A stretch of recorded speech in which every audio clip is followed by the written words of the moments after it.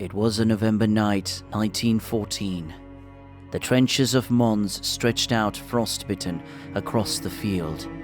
Soldiers clustered around fires, coveting the little warmth they gave.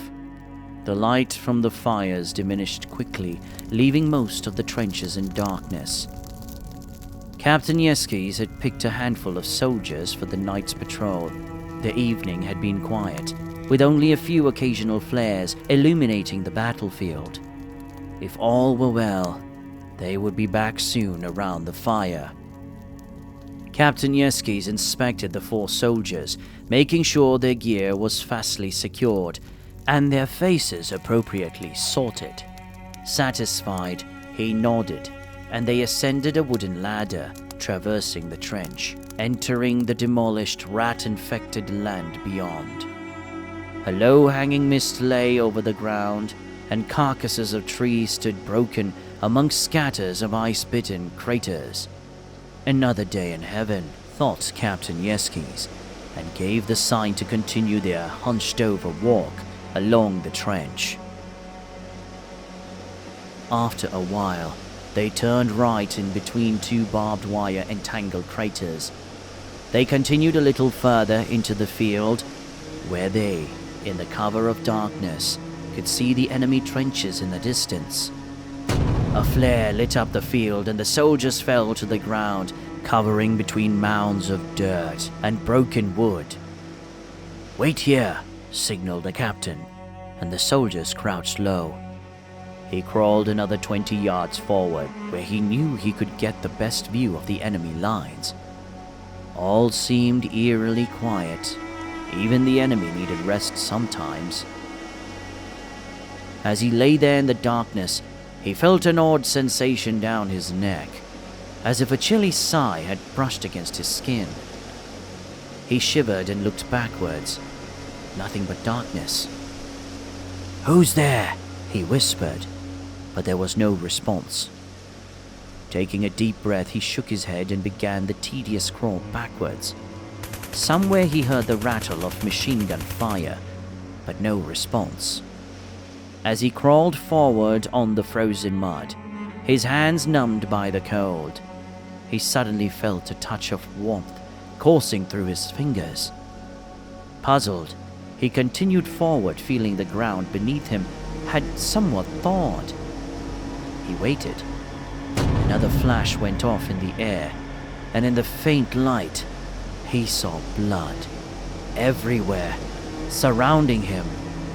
And there, in the distance, his soldiers, piled up, mutilated, mauled, nearly unrecognizable. But Yeskes did recognize them. His companions disfigured and broken. Yeskes' forehead strained, and the flash faded out, leaving him in the darkness. He could hear his heart beating with heavy thuds.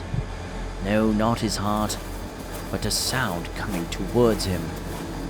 And then a snarl, bright teeth penetrating the dark, a flash of crimson eyes, and then a sensation of sudden pain.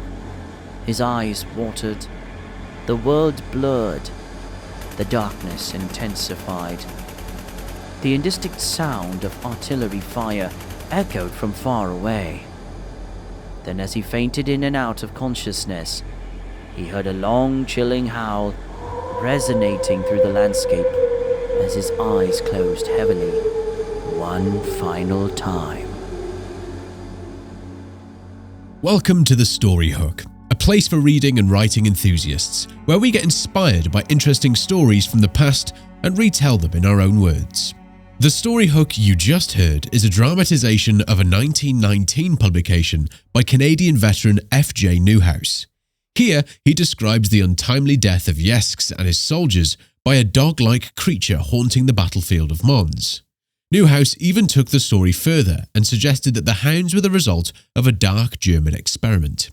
He proposed that Dr. Hochmuller had transplanted a madman's brain into a Siberian wolfhound, unleashing it on the battlefield to hunt British soldiers.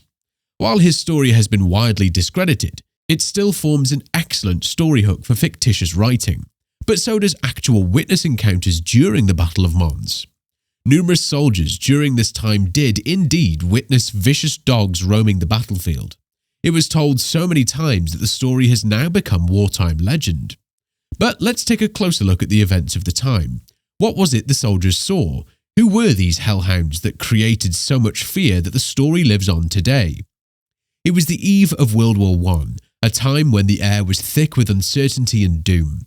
Mons, a quaint town in the heart of Belgium, became the stage for one of the first major battles of the British forces.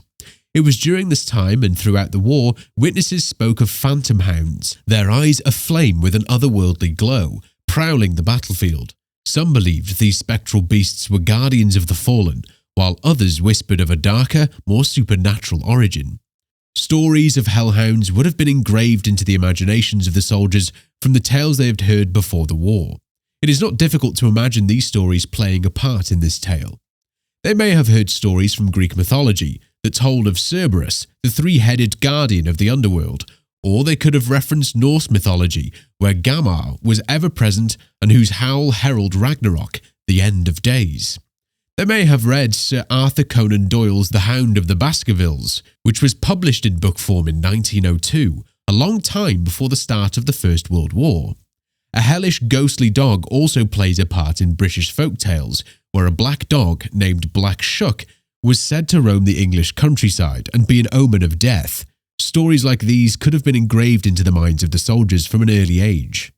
During the battle at Mons and throughout the Great World War battlefields, real dogs, feral and hungry, did roam the battlefield, forming packs and looking for prey. The destruction of war would have impacted the livelihood of these dogs and changed their behavioural patterns. The battlefields would have formed an excellent feeding ground for the starving dogs. So, it is likely that an imagination primed by demon dog stories from the past, combined with real packs of hungry dogs roaming the battlefield, has formed the basis for the legend of the Hellhounds of Mons. Whatever the soldiers did see and hear those days, they form an excellent story hook for new narratives. They are a compelling starting point for the imagination to wonder, how could our story in the beginning of this video be continued? What would happen next? Maybe a detective is sent to the haunted battleground to investigate the Hellhound murders. Maybe it's a modern tale of someone today encountering the Hellhound and have to dig back into history to find out where they came from. The possibilities for creating new exciting stories are endless. How would you continue the story? What would be your first line in the next chapter? Let us know in the comments. You have been listening to The Story Hook, a place where we investigate stories from the past and let our imaginations get inspired to form new stories and narratives. Join our community of readers and writers by sending us a like and a subscribe, and we promise to create more story hooks influenced by events of the past. See you soon for the next story hook.